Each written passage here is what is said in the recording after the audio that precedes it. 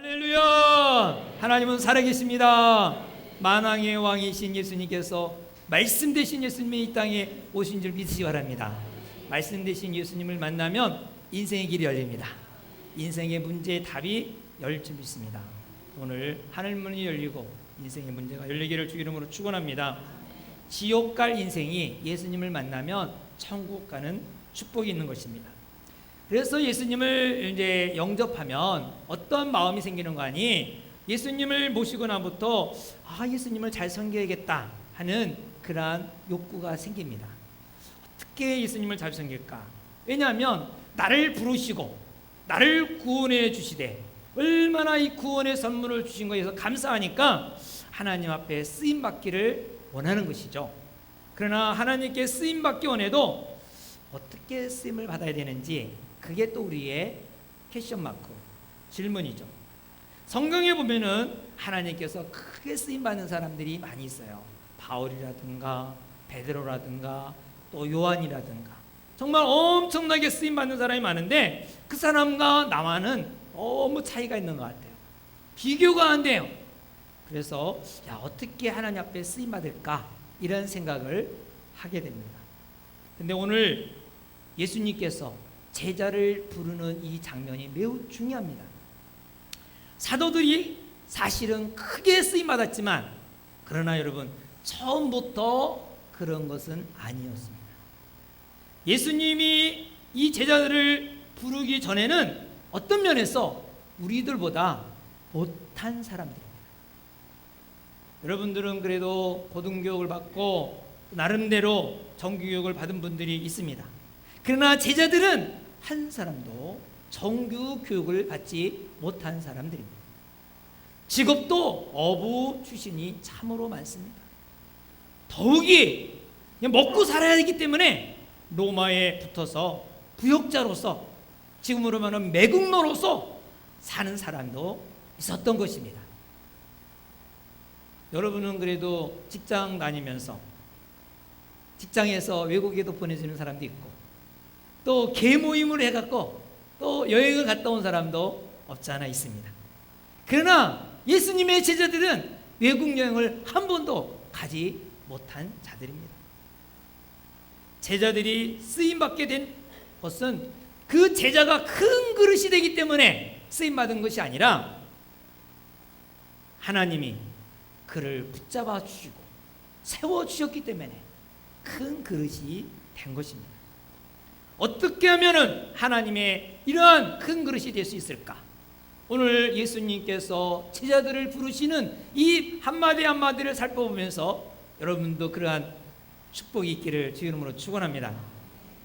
오늘 이 본문은 제자들을 모으는 장면인데 마치 삼국지를 읽은 사람은 알겠지만 바로 유비가 관우를 부르고 장비를 만나고 그리고 사람들이 하나씩 하나씩 모으는 그러한 장면이 오늘 이 요한복음 1장에 있는 내용입니다. 첫 번째 제자가 바로 세례 요한의 제자였던 사람들입니다. 그냥 아무나 온 것이 아니라 세례 요한의 제자가 왔습니다. 여러분 한번 35절을 읽어볼까요?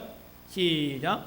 또 이튿날 요한이 자기 제자 중 두 사람과 함께 섰다가 여러분 세례 요한은 지난주에 말씀을 드렸지만 400년 만에 나타나는 이스라엘의 큰 선지자입니다. 얼마나 큰 선지자인지 막 바리새인 서기관 동네뿐만 아니라 나라가 온통 들썩들썩했습니다. 400년 만에 선지자가 나타났으니 얼마나 놀라운 일입니까? 그가 선지자인 모습은 약대토를 입고 석청과 메뚜기를 먹으면서 광야에서 살던 그가 이 세례를 주는데 사람들이 엄청나게 그래서 얼마나 인기가 많은지 몰라요.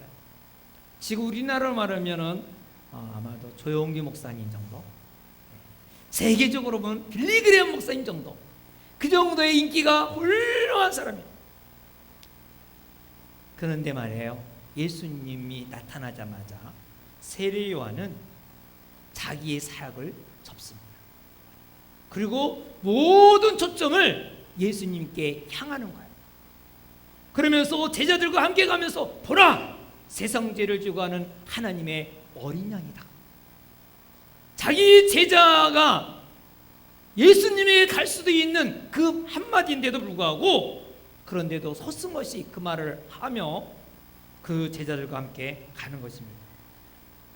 그것이 바로 두 제자가 예수님을 따라가는 것입니다. 이제 세례 요한을 따라가는 것이 아니라 예수님을 따라가는 장면이 나옵니다. 37절에 보면 시작 읽어보시죠. 시작. 두 제자가 그의 말을 듣고 예수를 따르거늘. 이제 세례 요한을 따르는 게 아니라 예수님을 따르는 거예요.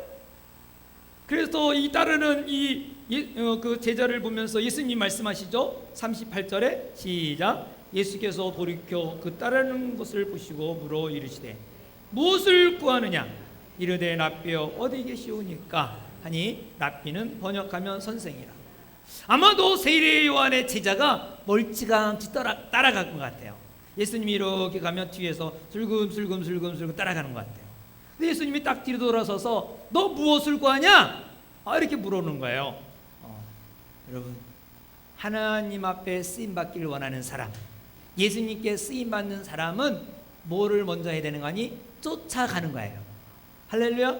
자, 누구한테 쓰임받기를 원하는 사람, 정치계에 내가 입문하겠다, 그 정치를 쫓아가야 되겠죠. 그래야 정치에 보좌관이라도 하나 얻고, 그 다음에 나중에 의원이 되고, 그 다음에는 대통령으로 나올 수 있고, 그렇죠? 의원이 되는 거 대통령이 되려고 하지 그냥 동네 이렇게 돌보려고 하는 건 아니거든요. 그러한 꿈과 비전을 가지고 나가죠. 우리가 공부하는 학생은 훌륭한 선생님을 만나갖고 그 선생님을 쫓아가야 돼. 듣기를 이제 배우는 사람은 아주 거기에 탁월한 선생님을 만나서 그 사람을 쫓아가야 돼. 그러면은 아주 쓰임받는, 나중에는 참 훌륭한 사람이 되죠.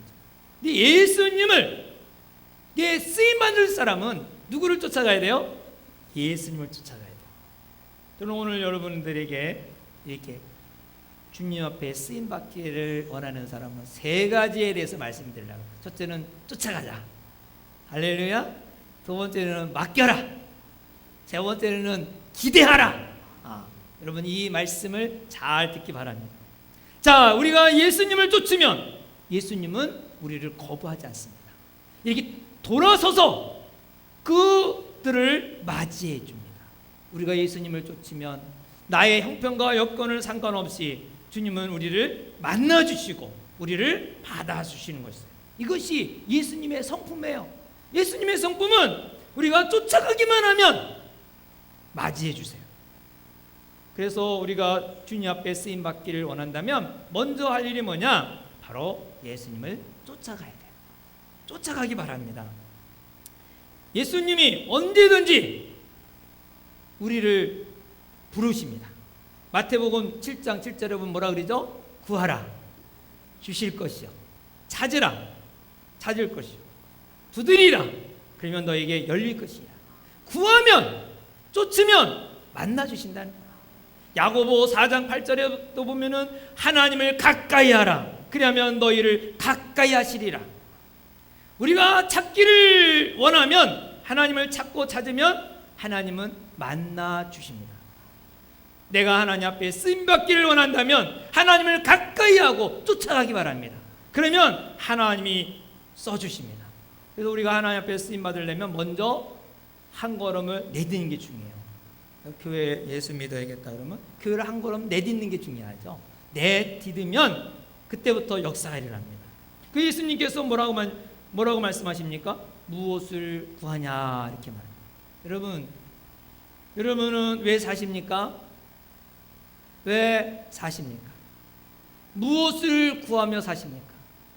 뼈가 빠지도록, 뼈가 닳도록 무엇을 위해서 살고 있습니까? 요즘에 많은 병이 허리 디스크더라고요. 허리가 툭 튀어나오는 거예요. 뼈가 빠지도록 고생하는 거예요. 뼈가 빠지도록, 이 대관절이 빠지도록, 뼈가 빠지도록 왜 사십니까? 무엇을 구하면서 사십니까?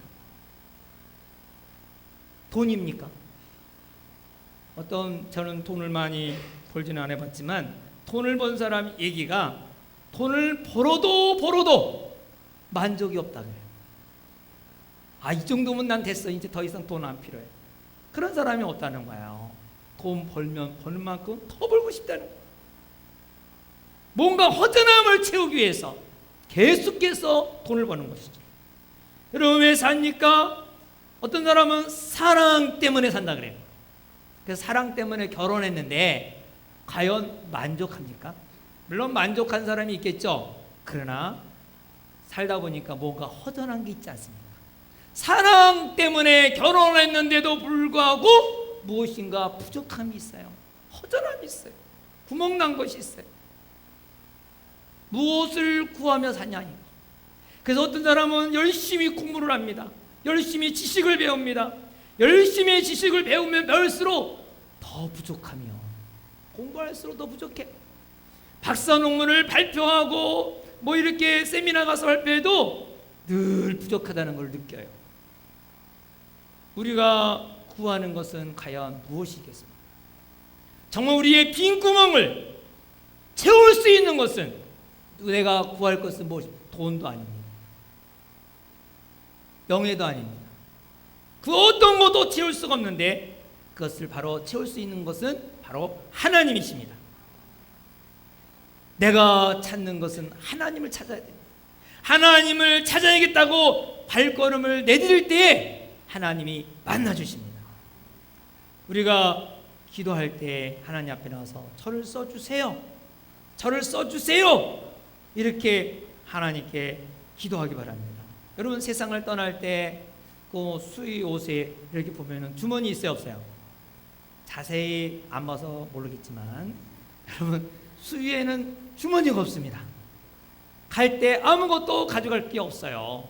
그럼 우리가 하나님 앞에 딱 쓸 때에 과연 무엇을 우리가 말할 수 있겠습니까? 보일 것이 있어야 되는데 무엇을 보이겠습니까? 38절 예수께서 돌이켜 그 따르는 것을 보시고 물어 이르시되 무엇을 구하느냐? 무엇을 구하느냐? 여러분 주님 앞에 설 때 내가 이렇게 살았습니다. 고백할 수 있는 그런 자가 되기를 바랍니다. 여기에 이제 그 랍비는 번역하면 선생이라 이렇게 나옵니다. 이 번역하면이라는 말이 우리가 읽은 본문에 3번이 나와요. 38절에도 나오지만 41절, 42절.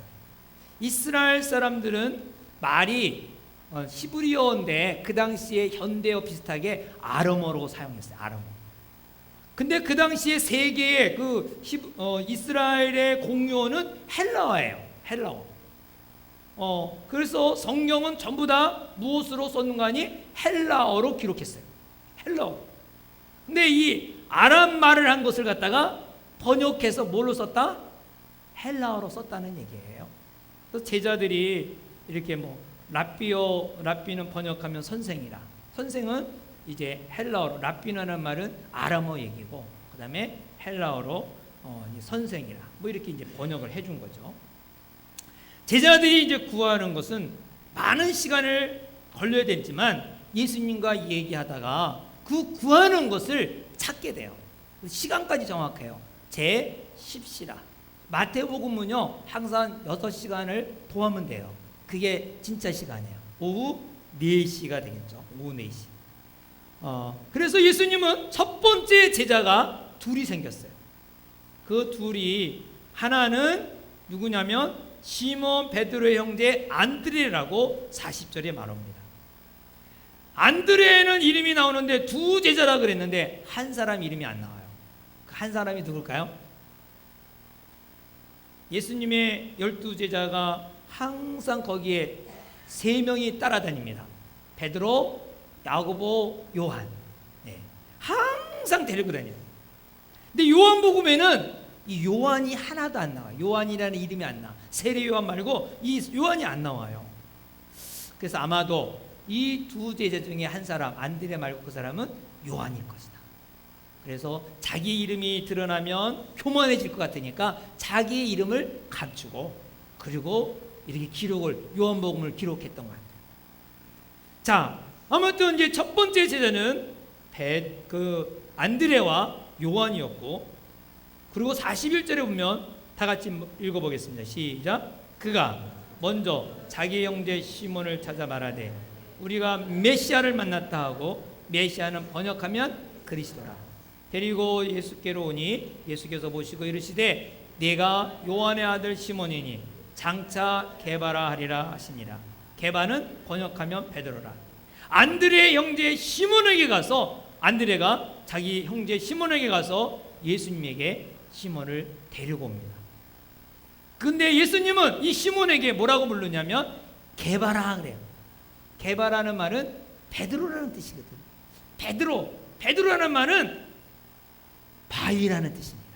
너는 바위다. 바위.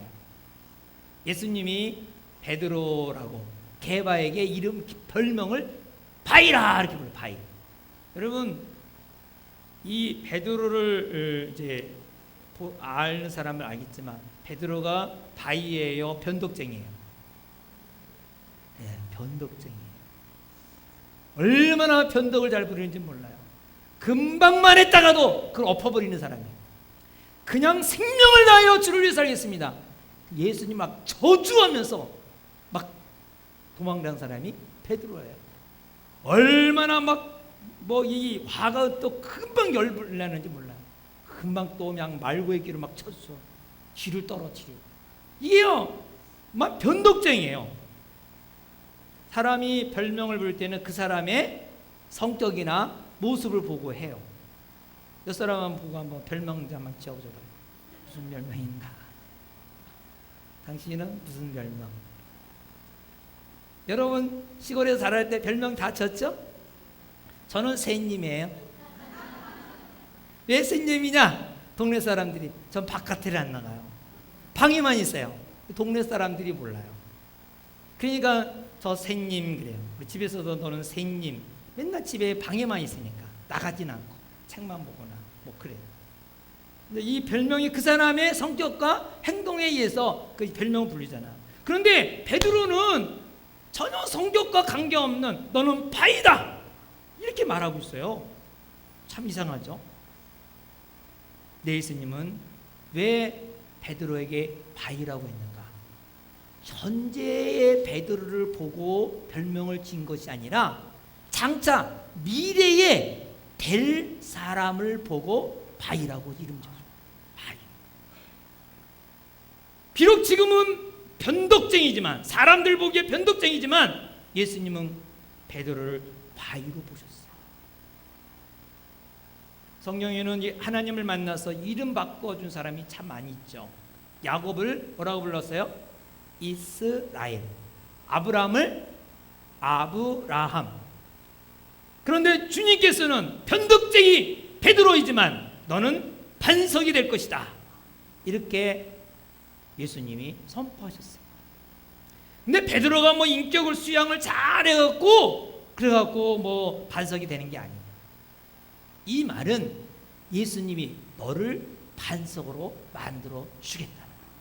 예수님은 얼마든지 변덕쟁이 베드로를 반석으로 만들어 줄 수 있는 분이신 것입니다.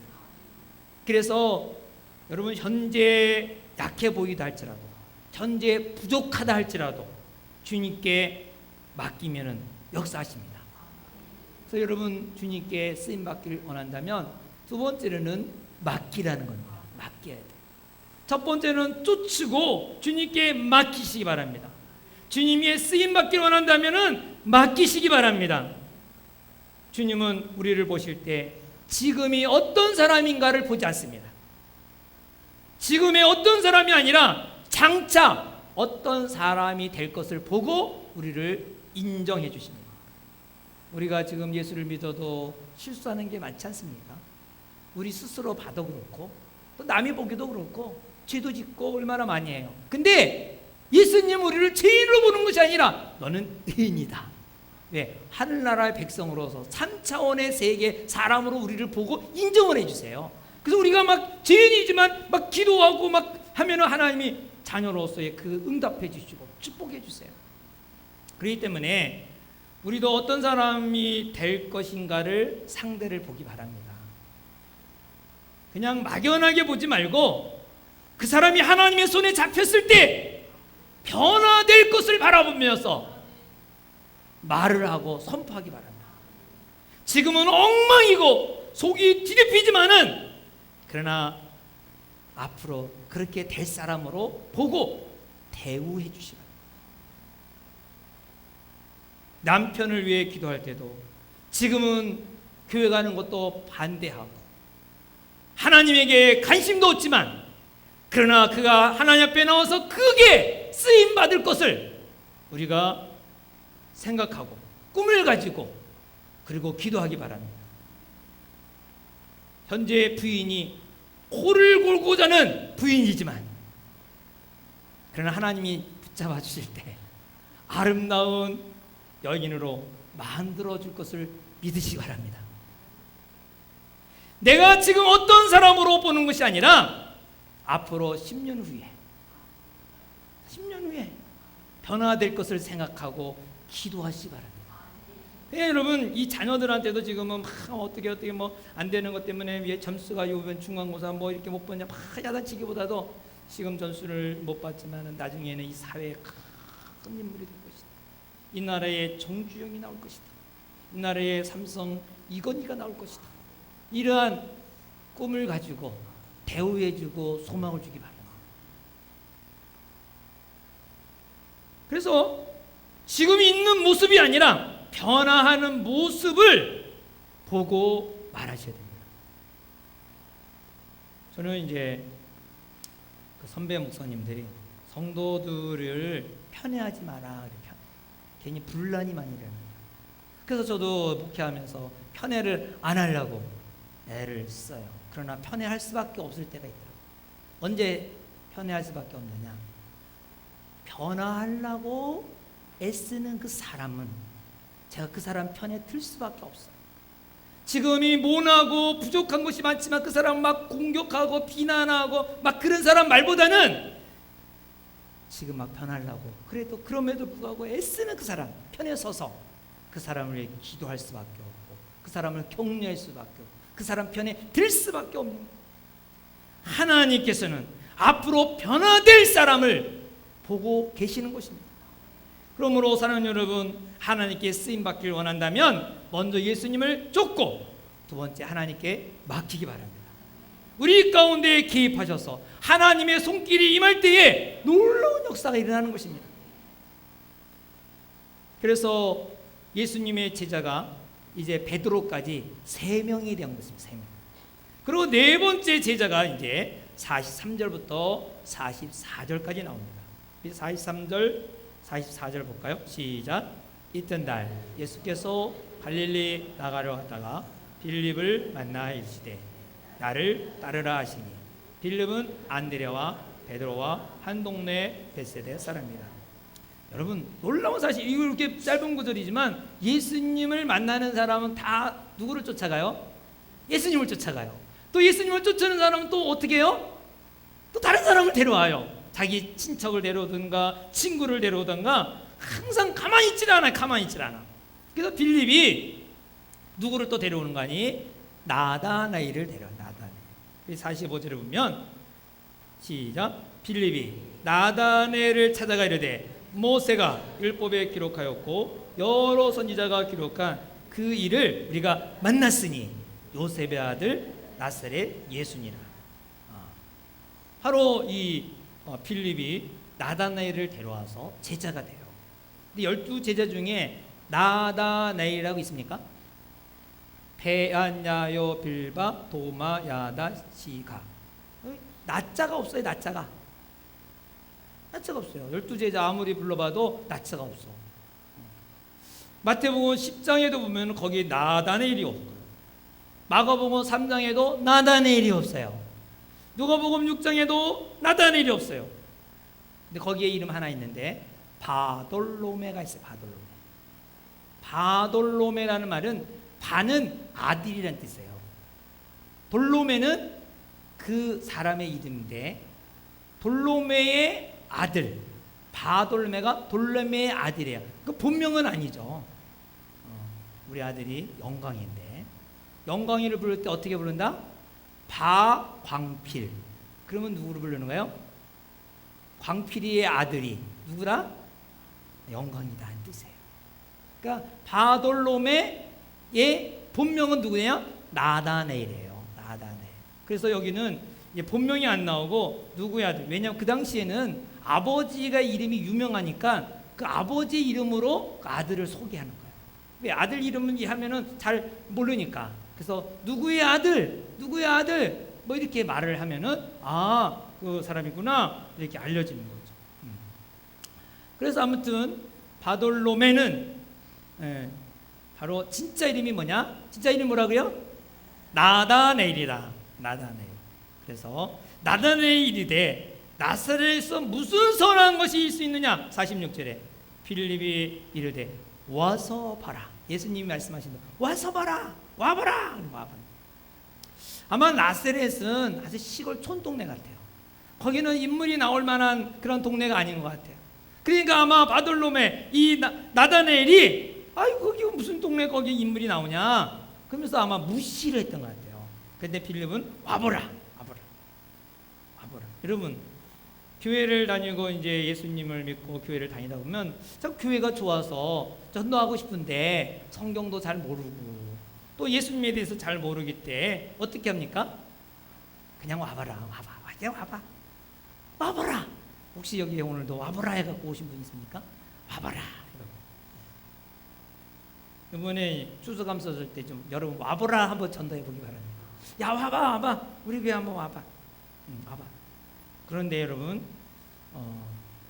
교회마다 참 상처들이 많아요. 그래서 제가 어릴 때 다니는 그 교회는 싸우는 교회였어요. 모이면 싸워요. 모이면 비난해. 막 하고 심지어요 목사님의 멱살을 잡고 막 끌고 내고 그렇게 싸움을 많이 하는 교회였어요. 그래서 거기 상처받아갖고 교회를 떠난 사람이 참 지금도요 교회에 상처를 안고 교회 안 나온 사람이 참 많아요. 근데 그 사람에게 가서 와보라 왔는데 교회가 만약에 남을 비난하는 얘기를 하고 똑같이 옛날에 상처받은 그것을 또 그 교회에서 보여준다면 그 교회는 뿐만 아니라 평생 교회는 안 다닐 거야. 그러면 어떻게 되겠어요? 그 책임이 누구에게 가겠어요? 여러분 와보라 할 때는 이 교회를 우리가 축복의 교회로 만들어야 돼요. 할렐루야. 뭐 건물 보라고 그러는 거 아니잖아요. 교회의 성도들이 어떤 모습인가 정말 이 교회에 보니까 따뜻하고 뭔가 좀 느끼는 것이 뭔가 다르구나. 정말 옛날 교회 다니던 거가 좀 다르구나.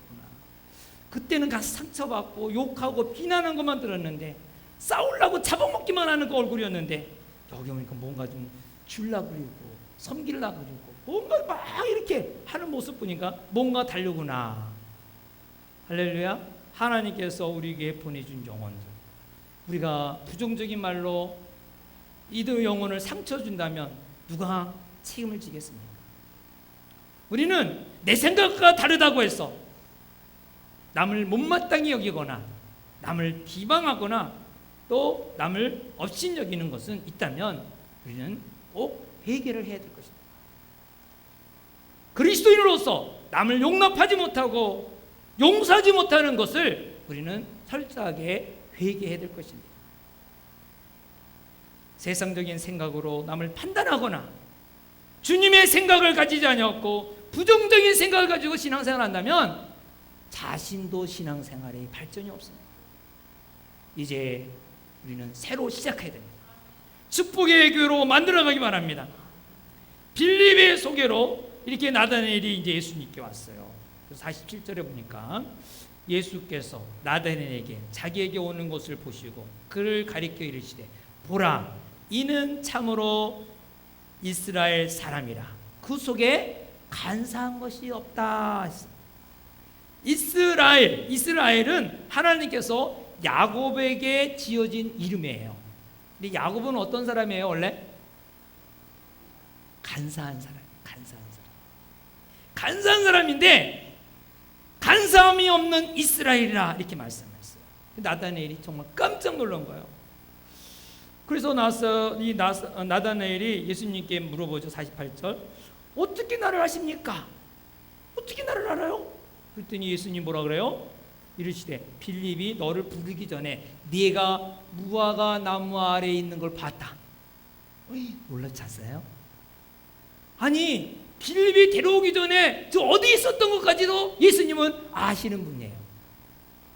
나다나엘이 깜짝 놀랐어요.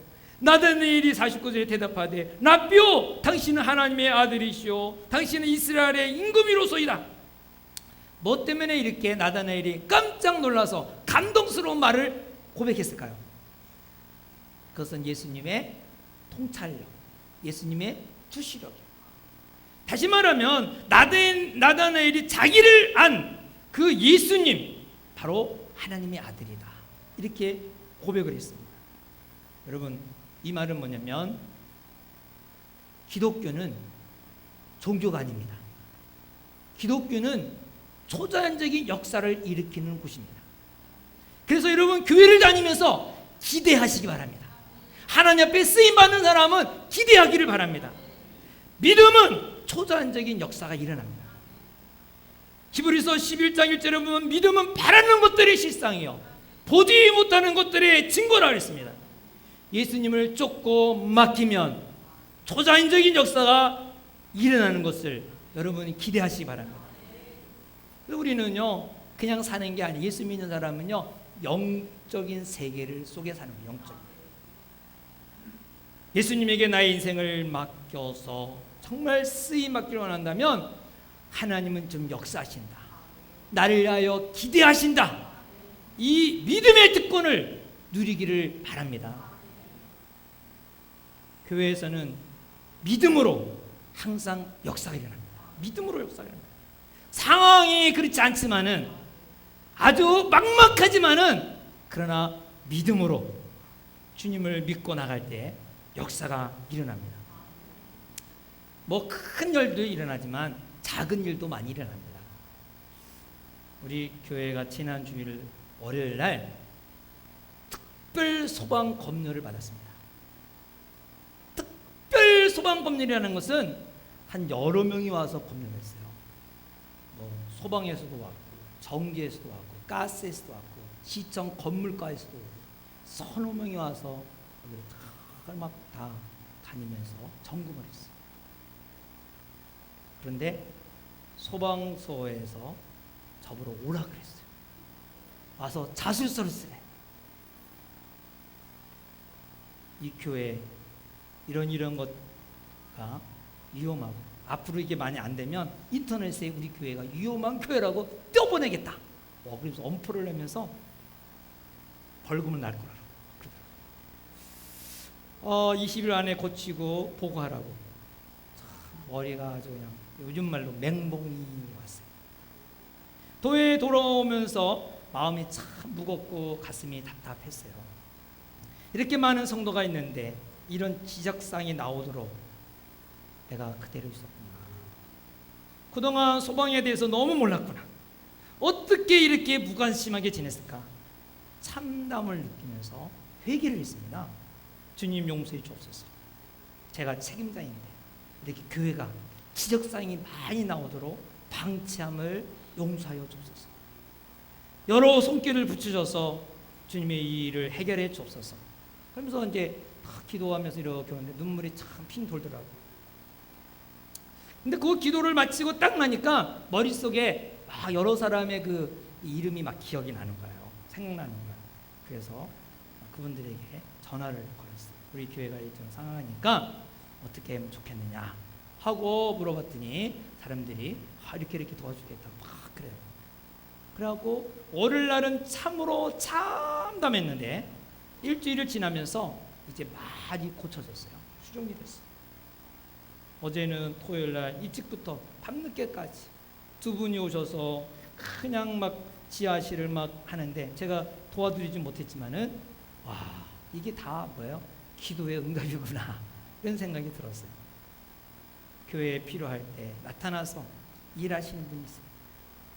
대부분 무관심하고 뭐 그냥 지나치지만은 목사님이 무슨 걱정을 하고 계신가? 교회가 무엇이 필요한가? 시간을 내서 그 일하는 거 보면은 그게 바로 기도의 응답이 아닐까? 그 기적이 아닐까 생각을 했어요. 우리 지난번에 우리 강단 3일 동안 월요일부터 수요일까지 했어요. 강단 기도를 하면서 그러면서 또 우리 이 막내 아이가 이제 가게 식당을 하는데 애가 뭐 지금 뭐 마이너스고 가게가 안 되고 뭐 막 그래요. 식당이 안 된다. 근데 물어보니까 우리 식자재 납품하신 분이니까 10개 식당을 여는 것도 다 10개가 다 안 된다는 거예요. 그래서 이 또 안 된다는 말을 듣고 또 얘가 이거 안 되는데 이거 젊은 나이에 이거 하는데 어떡하나 하고 우리 기도대원들한테 요번에 우리 같이 가서 예배드리고 기도를 세게 해줍시다. 세게 해주면 하나님 역사하지 않을까요? 그랬더니 난 바빠서 못 가 막 그랬더니 그래도 기도를 해줘야 된다고. 우리 아들을 위해서 기도 좀 부탁한다고.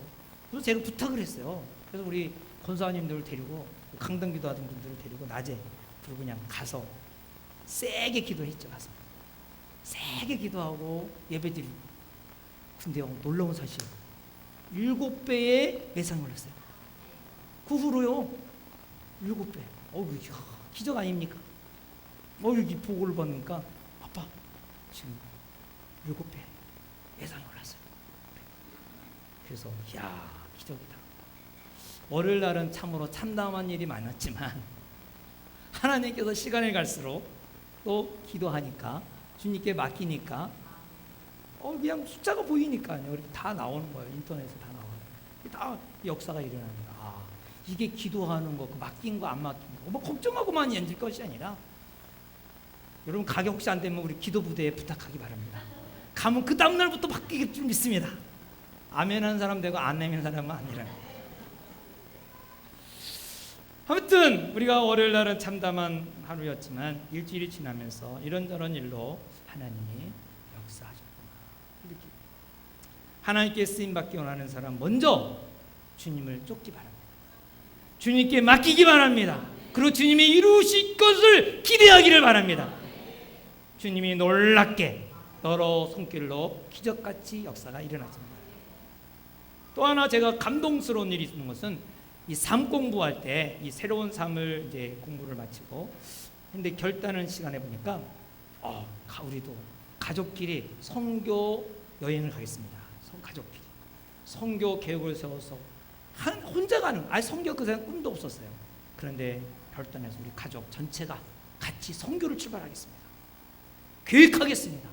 막 거기 공부하는 사람들이 다 그래서 얼마나 또 감동이 되는지 선교의 비전을 가지고 이분들이 가족들이 전부 자녀들과 함께 같이 선교하는 단기 선교 가서 한다면 하나님이 얼마나 기뻐하시고 또 미래가 얼마나 보장이 될까 막 감동이 되는 거예요.